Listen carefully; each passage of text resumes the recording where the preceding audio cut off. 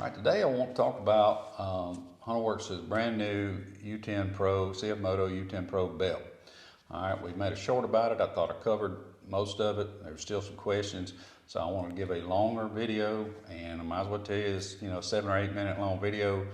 Please, if you have this vehicle and you're interested in the belt, watch the entire video so you don't have to ask questions later, because I might just tell you, watch the video. But anyway, nonetheless, what is the belt? Let's give you the history of it first. All right, we've had a belt here that has been a pure private label made by Mitsubishi, which also makes a lot of the OEM belts. 4CF Moto, Polaris, Can-Am, great belt. That one is a little wider and a little longer than the Bando belt. It has been a good belt, but I thought there could be some improvement to be had. Mitsubishi is a Japanese company. They're slower on trying to do it your way, if you will. They're great, but I thought there was a slight bit of improvement to be had, and we work with Gates also to make a lot of our belts, and so I started working with them back in October to get a belt designed specifically for Hunterworks, specs, the whole everything about it, different, new, and available nowhere else, and then we finally got it. Okay, so one's a pure private label. Technically, it wasn't ours; just had our name on it. And then this one is in fact ours, period, and exclusive. All right, so now you know the history of it. All right, second of all, let's get into what does it do compared to any of the other. I personally like belts to engage on a work style vehicle almost instantaneously. I like a low engagement RPM.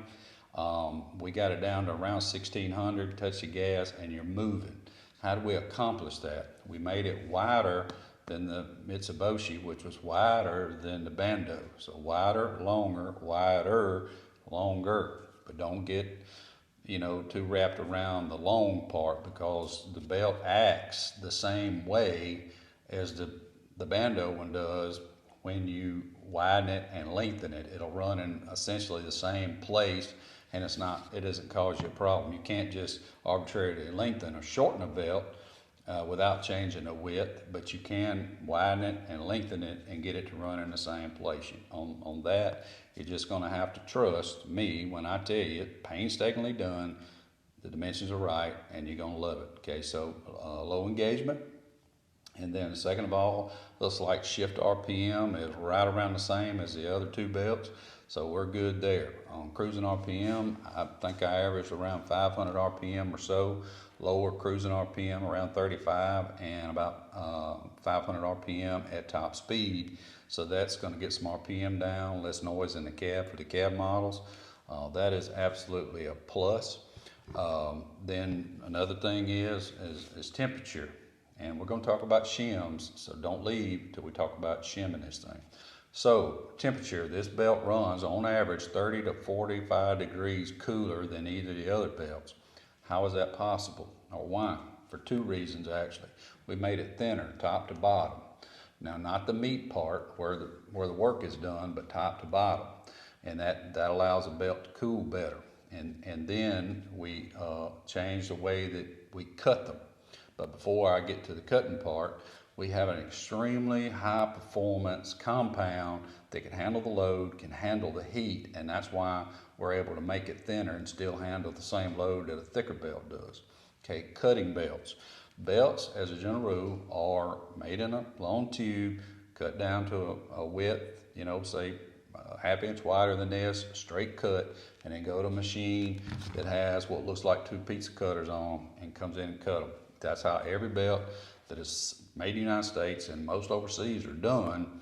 But there's another method called fly cutting. Hunterworks belts presently is the only belt in the United States that are fly cut. What's fly cut? That is essentially grinding. Okay, these have cutters that the cutter faces are on the front and they're at an angle, and they come in and grind the belt like this, and it makes the sides more accurate, more true. It lets the belt run truer, and the best part, and the reason that I've been working with Gates on this for, I don't know, a year and a half, is noise. Sometimes when you do a high performance material, you pick up low speed noise, and we needed to eliminate it, and we did through the cutting method. Okay, and they have made a huge investment in their company, millions of dollars, to start fly cutting all belts in the future but presently it's done out of the small facility there, and only Hunterworks belts are being cut this way presently. Okay, so now we are engaging sooner. We have a lower cruising RPM. We have a cooler running belt. Reliability is not a problem between Mitsubishi and Gates. We sell around 1,500 belts a month. Our warranty rate, even people requesting it, is less than 1%. And it's just been hard to beat. So there's that. Now let's talk about shims, and this will be the last thing that we cover here on it. Shims. The belt itself does not require a shim. That don't connect the dots.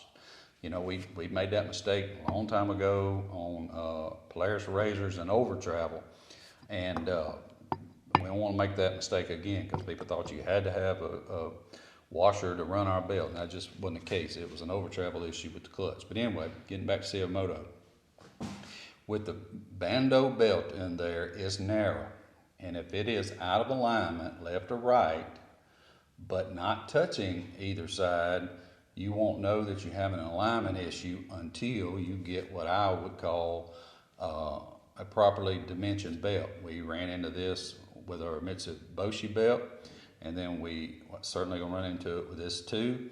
And so I would highly suggest, when you're placing an order for a belt, at least the first time that you buy one, go ahead and get the shims, because you may or may not need them, and you're not gonna know until you put the belt on. It's just that if it's out of alignment by a little bit and you put that wider belt's gonna be touching on that side, and you have to do shims, okay?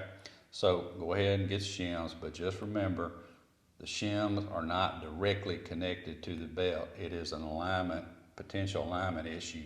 I did my personal one time when we got the Mitsubishi belt, and I did not have to change it again because it's in alignment, it's centered. So when we went to this belt, so that should cover that. I think I covered all questions. I think I did, and so you can just trust that.